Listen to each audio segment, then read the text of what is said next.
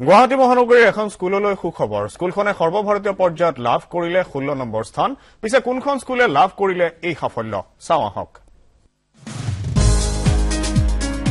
মহানগৰীৰ এখন James NPS international school ব্যক্তিগত খণ্ডৰ এই আখাৰীৰ বিদ্যালয়খনে লাভ কৰিছে এক বিশেষ সাফল্য হয়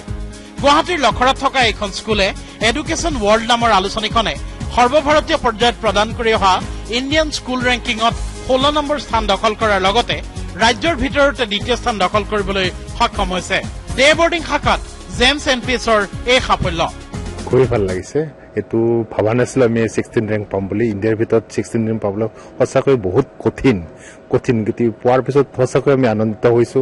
আমাৰ ল'ৰা ছোৱালীখিনি আনন্দিত হৈছে আমাৰ সকলো টিচিং ষ্টাফ আনন্দিত হৈছে যথেষ্ট ভাল লাগিছে এই সাফল্য লাভ কৰাৰ পিছত এটা বিদ্যালয়খনৰ শিক্ষকসকলৰ লগতে উৎফুল্লিত হৈ পৰিছে ছাত্ৰ ছাত্ৰীসকল আমি বহুত প্ৰাউড ফিল কৰিছো আমি এনেকুৱা এখন স্কুলত পঢ়িব পাৰিছো য'ত ইমান ভাল ৰেংক পাইছে আৰু আমি বহুত ফুটি মানে আমাৰ লগৰবোৰক ফোন কৰিব পাৰিছো ক'ব পাৰিছো আমাৰ স্কুলে ইমান ভাল ৰেংক পাইছে The teaching facility in the school is really good. The teachers are putting endless strides to make sure that the school exceeds in academics and they help us in every step of our academics. যোৱা শনিবাৰে নতুন দিল্লীৰ এক ভব্য অনুষ্ঠানত James NPS কৰ্তৃপক্ষক এই সন্মান প্ৰদান কৰে এডুকেশ্যন ৱৰ্ল্ডে অধ্যক্ষ জেএন দাসে গ্ৰহণ কৰে এই সন্মান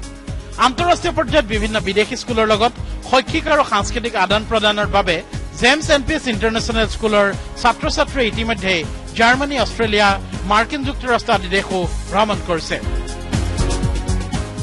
কেমেৰা পাৰ্চন আশুতোষৰ সৈতে ধীৰাজ হাজৰিকা DY365